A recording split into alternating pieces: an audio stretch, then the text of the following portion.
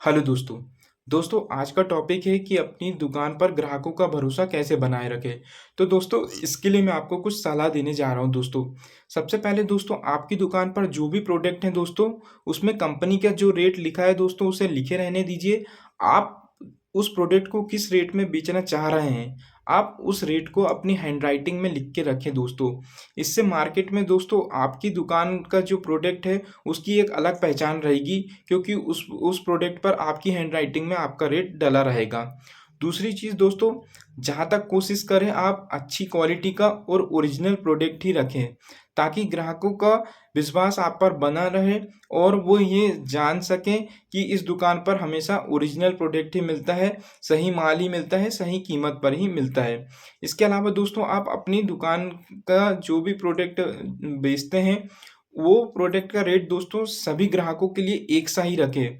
चाहे उस प्रोडक्ट को लेने कोई बच्चा आए या बड़ा आए या बूढ़ा आए दोस्तों, सबको एक समान रेट पे ही दीजिए, ताकि कभी उस परिवार से कोई बच्चा आए तो उसे भी वो प्रोडक्ट उसी रेट पे मिले, और वो किसी परिवार से उसी घर से कोई बुजुर्ग आए तो उसे भी वही रेट में मिले। तो ऐसे में दोस्तों कोई सारे ग्राहक जो रहेंगे वो आप पर विश्वास बनाए रखेंगे और कोई भी मिसगाइड नहीं होगा।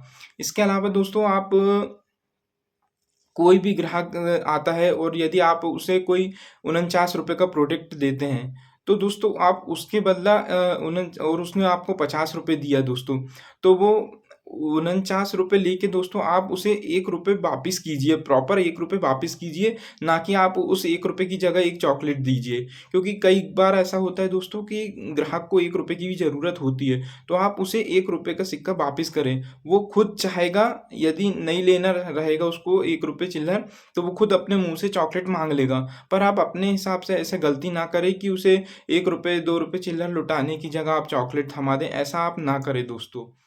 साथ ही दोस्तों यदि कोई ग्राहक सामान की लंबी लिस्ट लाता है दोस्तों, तो आप कोशिश करें कि सारे सामान को आप जल्द से जल्द दें दोस्तों, और उसने जितनी क्वांटिटी में लिखा है दोस्तों उतनी ही क्वांटिटी में दें। ध्यान रखें दोस्तों कि कोई भी प्रोडक्ट दोस्तों उस ग्राहक की क्वांटिटी की मात्रा जो लिखी है उससे कम ना जाए दोस्तों। उसने जितना लिखा है और जो मात्रा में लिखा है आप प्रॉपर उसी में दें दोस्तों। आपका सामान देते समय जल्दीबाजी में दोस्तों कभी ऐसा ना हो कि उस तक कोई प्रोडक्ट पहुंचने में दिक्कत हो जाए या प्रोडक्ट मिस हो जाए। ऐसे में दोस्तों यदि कोई प्रोडक्ट उस तक कम पहुंचता है दोस्तों, तो घर जाके चेक करने पर यदि वो देखता है तो उसे वापस आना पड़ेगा दोस्तों, और इस प्रकार उसका समय भी वेस्ट होगा दोस्तों, और फिर उसका ग्राहक का जो भरोसा है वो भी आपसे उठता है। तो इस बात का विशेष ध्यान रखें दोस्तों।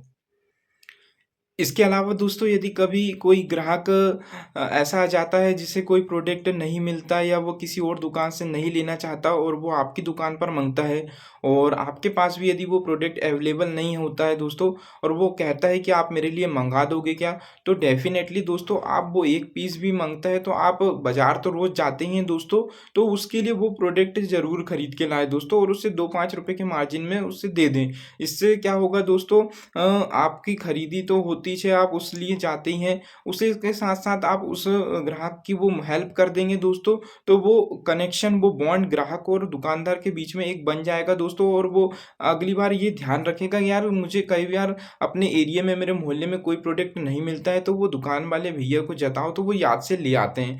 तो इस प्रकार भी दोस्तों आप ग्राहक का भरोसा जीत सकते हैं दोस्तों। इसके साथ ही दोस्तों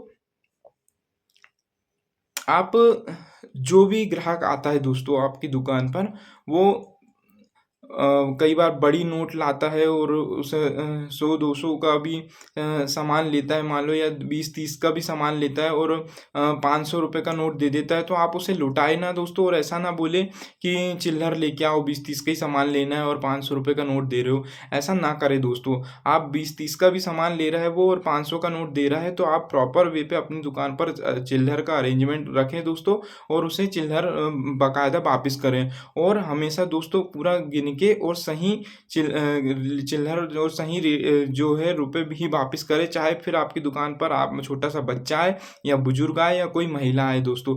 पैसा जो है आप बराबर गिन के वापस दे दोस्तों। पैसा ज़्यादा चले जाए वो एक अलग चीज़ है, लेकिन पैसा कम नहीं जाना चाहिए दोस्तों। यदि गलती से भी आप किसी को रिटर्न पैसा कर रहे हैं और कम पैसा चले गया दोस्तों, तो इससे ग्राहक का भरोसा आप पे आपसे हट जाएगा दोस्तों। इन्हीं कुछ बातों को ध्यान में रखते हुए दोस्तों, आप अपनी दुकान पर ग्राहक का भरोसा बनाए रख सकते हैं दोस्तों। तो यदि मेरी वीडियो अच्छी लगी हो दोस्तों, तो एक लाइक ज़रूर कीजिएगा। धन्यवाद।